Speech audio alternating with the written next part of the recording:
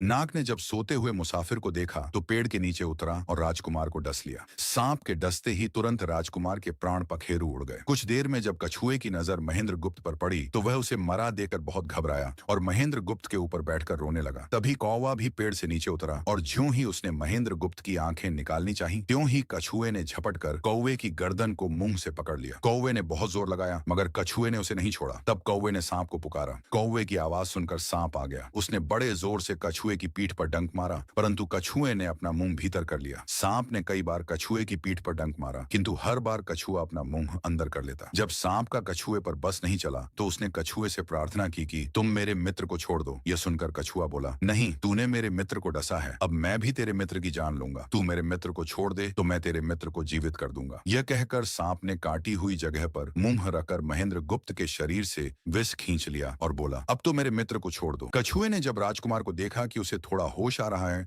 और उसका जहर उतर रहा है तो उसने कौवे को छोड़ दिया। जब महेंद्र गुप्त को होश आया तब कछुए ने उसे सांप के डसने का सारा हाल सुनाया। कछुए की बात सुनकर तुरंत महेंद्र गुप्त के मन में साधु की बताई पहली बात खटकी। सोचा, साधु की एक बात तो काम आई कि एक से भले दो होते हैं। मन ही मन उसने साधु को धन्यवाद दिया और आगे बढ़ चला। चलते चलते कुछ दिनों के बाद जब वे समुद्र के किनारे जा पहुंचे तब कछुए के बच्चे ने कहा, मित्र, मेरा देश आ गया है, यदि तुम कहो तो मैं अपने माता पिता से मिलाऊं। उनसे बिछड़े बहुत दिन हो गए हैं, वे बहुत दुखी होंगे। महेंद्र गुप्त ने उसे जाने की आज्ञा दे दी और स्वयं रात को वहीं समुद्र के किनारे उस जंगल में ठहर गया। जिस जंगल में राजकुमार ठहरा हुआ था उसी जंगल में वहां से कुछ दूर ही एक ठग का परिवार रहता था। ठग के 2 लड़कियां और 4 बेटे थे। उसकी बड़ी बेटी ज्योतिष विद्या जानती थी। जब भी कोई राहगीर, कोई यात्री उस जंगल से गुजरता और उसके पास कुछ कीमती होता तो ठग की बड़ी बेटी अपनी विद्या से जान लेती थी। आज फिर से उसे बहुत दिनों बाद बहुत से खजाने की महक आई। उसने अपने पिता से कहा, ऐसा प्रतीत होता है कि इस जंगल में एक पथिक आया हुआ है। उस पथिक के पास 4 लाल हैं। यदि तुम लोग उस पथिक को यहाँ ले आओ तो उससे लाल लेना मेरा काम है। यदि वे लाल हमको मिल जाएं तो हम जन्म भर के लिए निहाल हो जाएंगे,